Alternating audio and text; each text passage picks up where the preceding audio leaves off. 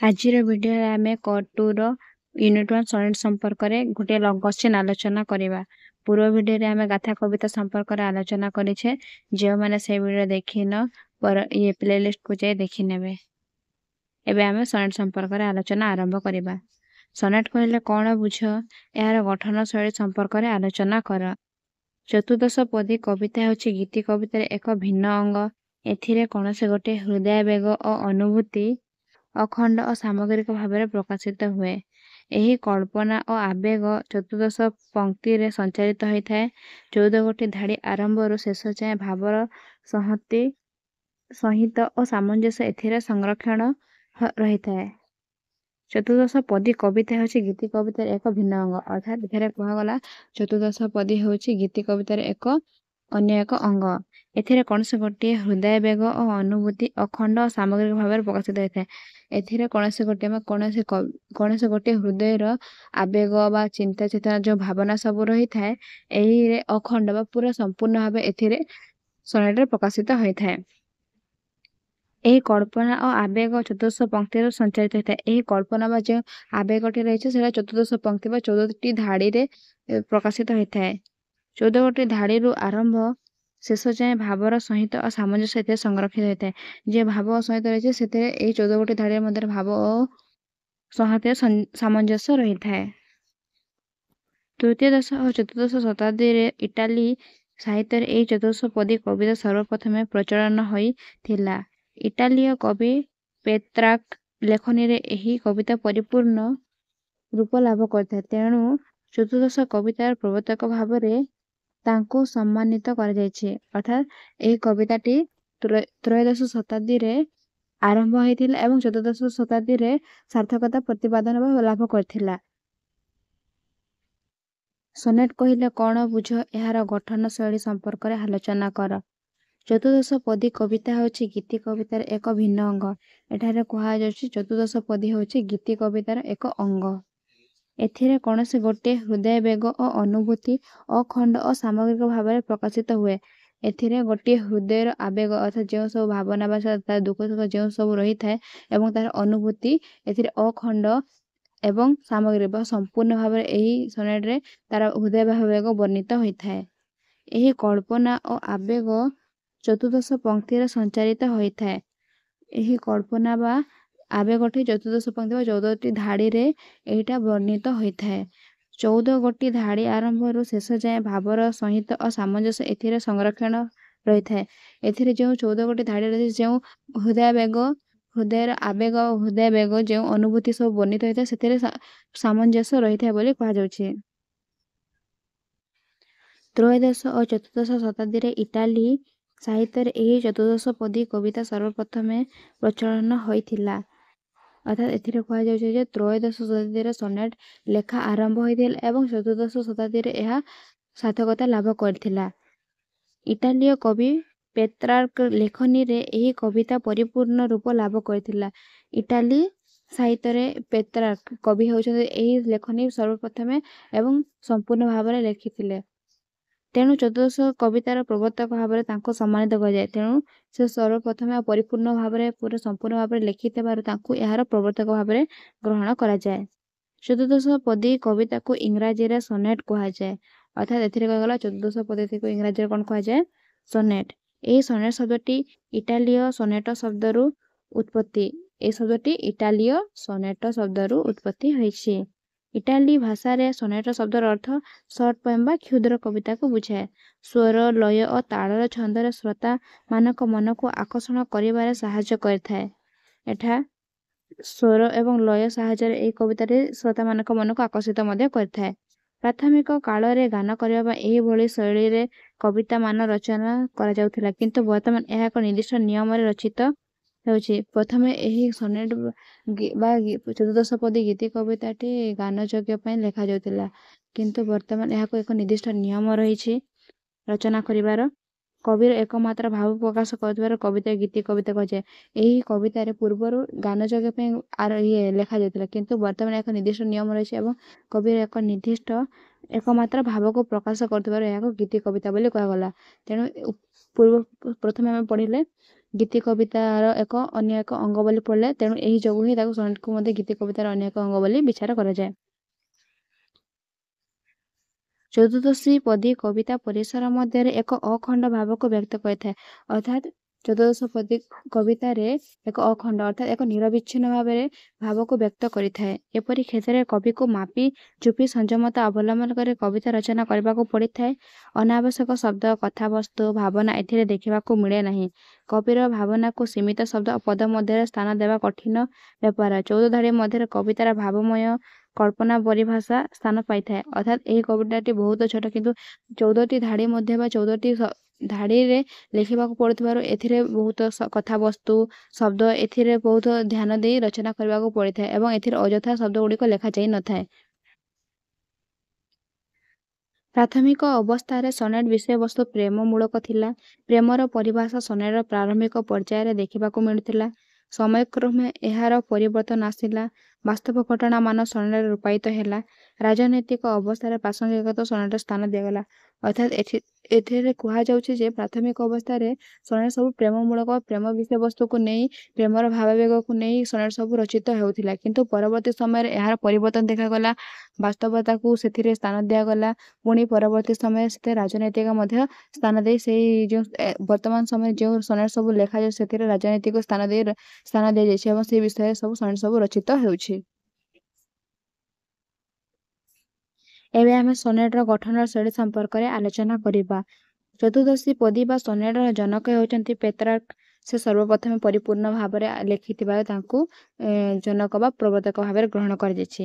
ସେ ଯେଉଁ ଶୈଳୀରେ ସନେଟ୍ ରଚନା କରୁଥିଲେ ତାହାକୁ ପେତ୍ରାର୍କୀୟ ଶୈଳୀ କୁହାଯାଏ। ସନେଟ୍ରେ ମୋଟ 14ଟି ଧାଡ଼ି ରହିଥାଏ। ପ୍ରତ୍ୟେକ ଧାଡ଼ିରେ 14ଟି ଅକ୍ଷର ରହିଥାଏ। ଚତୁର୍ଦ୍ଦଶୀ ପଦୀ କବିତାର ଅବୟବ ଦୁଇ ଭାଗରେ ବିଭକ୍ତ କରାଯାଇଛି। ଅର୍ଥାତ୍ ସେ ଯେଉଁ ଚତୁର୍ଦ୍ଦଶ ପଦୀ ବା ସନେଟ୍ରେ 14ଟି ଧାଡ଼ି ରହିଥାଏ, ପୁଣି ସେ 14ଟି ଧାଡ଼ିରେ ପ୍ରତ୍ୟେକ ଧାଡ଼ିର ଅକ୍ଷର ସଂଖ୍ୟା ମଧ୍ୟ 14 ରହିଥାଏ।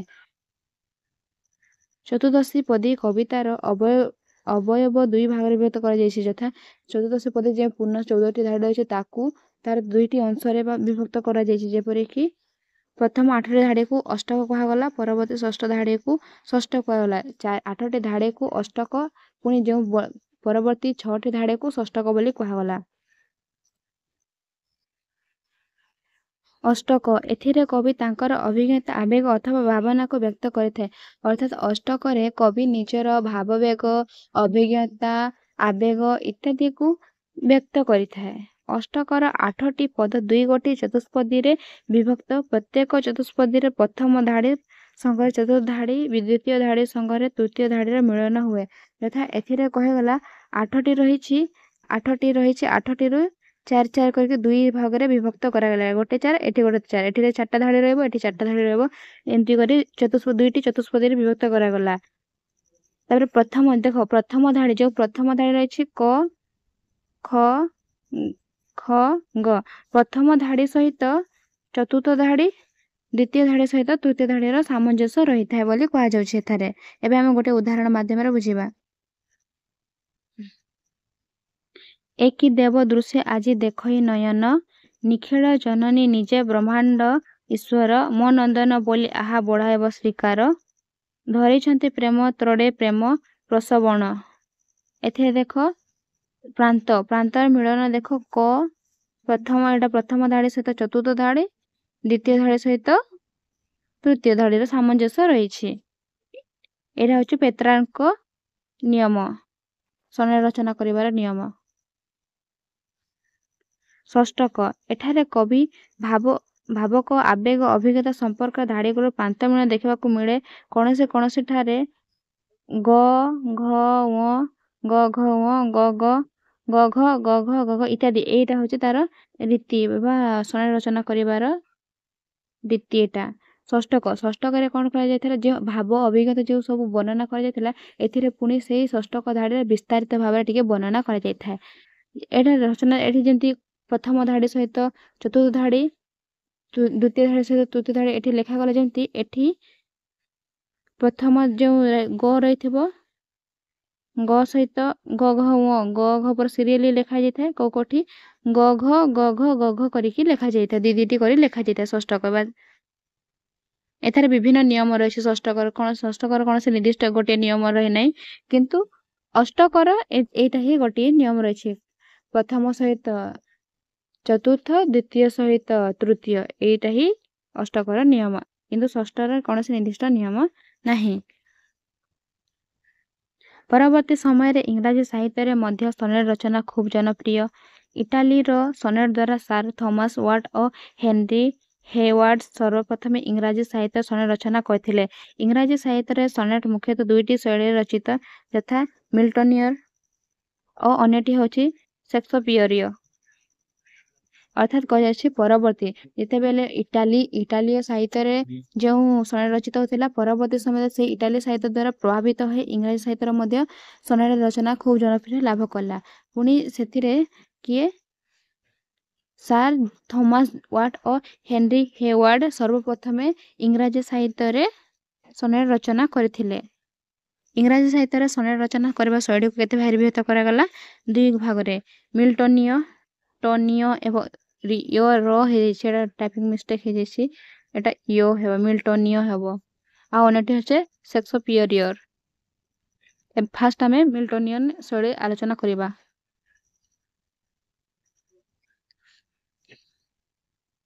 ମିଲ୍ଟନୀୟ ଶୈଳୀ।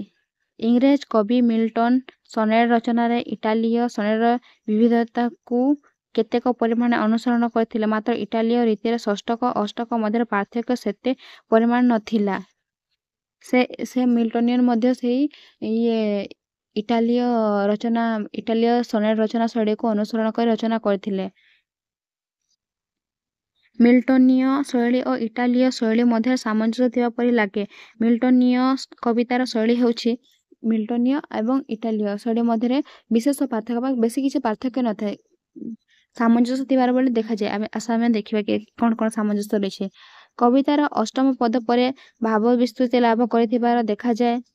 ଏଠି ବି ସେଇ ଭାବ ବିସ୍ତୃତି କରିବା ଦେଖ, ଅଷ୍ଟମ ଆମର ଚତୁଷ୍ପଦୀ ଦୁଇ ଭାଗରେ ବିଭକ୍ତ କଲେ, ପରବର୍ତ୍ତୀ ଷଷ୍ଠ କରି ଯେଉଁ ଆମେ ଭାବକୁ ବିସ୍ତାର କରିଥିଲୁ, ପରବର୍ତ୍ତୀ ସେଥିରେ ଭାବ ଅଭିଜ୍ଞତା ସବୁ ବ୍ୟକ୍ତ ହୋଇଥାଏ, ପରବର୍ତ୍ତୀ ଷଷ୍ଠକରେ ଆମର ଭାବ ବିସ୍ତାରିତ ହୋଇଥାଏ। ସେହିପରି ଭାବରେ ଏଠାରେ ମଧ୍ୟ ଅଷ୍ଟକ ପରେ ଭାବ ବିସ୍ତାରିତ ହୋଇଥାଏ।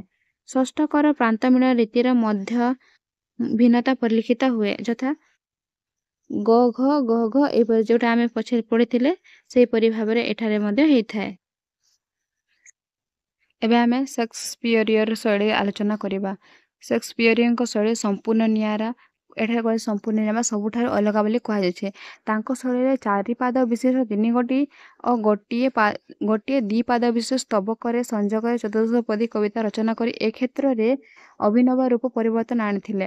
ଅର୍ଥାତ୍ ସେ କହୁଛନ୍ତି 4 ପାଦ ବିଶିଷ୍ଟ 3 ଗୋଟି ଧାଡ଼ି, 4ଟା ଧାଡ଼ି ଥିବ 3ଟା ଏବଂ 2ଟା ଧାଡ଼ି ଥିବ ଗୋଟେ, ଅର୍ଥାତ୍ ଏଟା ହେଲା 4 ଗୁଣ 9 3 ଗୁଣ 4 2 12 ଏଟା ହେଲା 2 14 ହେଇଗଲା। ସେ ଆଉ ପୂର୍ବରୁ ଆମେ ପେତ୍ରାଙ୍କ ପଢ଼ିଥିଲେ, ସେଥିରେ ଥିଲା ଅଷ୍ଟକ ଆଉ ଷଷ୍ଠକ ଥିଲା, ଯେଉଁଠିକି 4ଟା ଥିବ, 4ଟା 2ଟା ଥିଲା ଏବଂ 6ଟା ଥିଲା, 2ଟା ଥାଇପାରେ, 3ଟା ନହେଲେ 2ଟା ଏମିତି ଥିଲା ନା। ଏଠି ଟିକେ ଅଭିନବ ରୂପ ବା ସମ୍ପୂର୍ଣ୍ଣ ଭାବରେ ଅଲଗା ରୂପରେ ଏଠାରେ ଆଲୋଚନା କରାଯାଇଛି।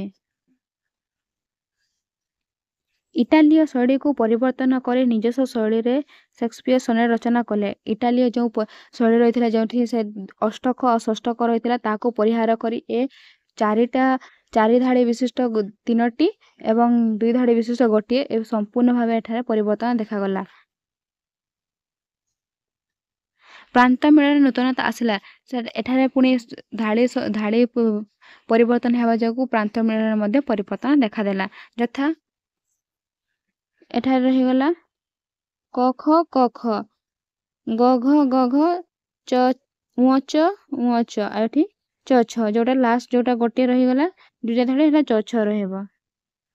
ଅର୍ଥାତ୍ ଏଥିରେ ପ୍ରଥମ ଦ୍ୱିତୀୟ ଚରଣ, ତୃତୀୟ ଚତୁର୍ଥ, ପଞ୍ଚମ ଓ ସପ୍ତମ, ଷଷ୍ଠ ଅଷ୍ଟମ, ନବମ ଏକାଦଶ, ଦଶମ ଓ ଦ୍ୱାଦଶ, ତ୍ରୟୋଦଶ ଚତୁର୍ଦ୍ଦଶ ଚରଣର ପ୍ରାନ୍ତଧ୍ୱନି ମଧ୍ୟରେ ମିଳନ ସମ୍ପାଦିତ ହେଲା।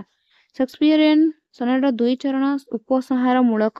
ଏଥିରେ କବିତାର ସାର କଥା ବର୍ଣ୍ଣିତ ହୋଇଥାଏ। ଅର୍ଥାତ୍ ଯେଉଁ ଲାଷ୍ଟ ଧାଡ଼ିଟି ଦୁଇଟା ରହିଛି ସେଥିରେ ଉପସଂହାର ବା ସାର କଥା ରହିଥାଏ। ଏଥିରୁ ଏକଥା ସହଜରେ ଉପଲବ୍ଧ କରିହୁଏ ଯେ ସନେଟର ରୀତି ଦେଶ କାଳ ପାତ୍ର ଭେଦରେ ପରିବର୍ତ୍ତିତ ହୋଇଛି। ଅର୍ଥାତ୍ ଏଥିରୁ ଅନୁମିତ ହୁଏ ଯେ ସନେଟର ରଚନା ଶୈଳୀ ବା ରୀତି ଦେଶ କାଳ ପାତ୍ର ଅନୁସାରେ ପରିବର୍ତ୍ତିତ ବା ଅଲଗା ଅଲଗା ହୋଇଥାଏ। କିନ୍ତୁ 14ଟି ପଂକ୍ତିର ସୀମିତ ପରିବେଶ ମଧ୍ୟରେ କବି ହୃଦୟରେ ଏକ ଅଖଣ୍ଡ ଭାବକୁ ପ୍ରକାଶ କରିବାର ଆୟୁଷ ସାଥୀ ଶିଳ୍ପକଳା ଭାବରେ ସନେଟ ଅଧିକ ଲୋକପ୍ରିୟତା ଅର୍ଜନ କରିଛି।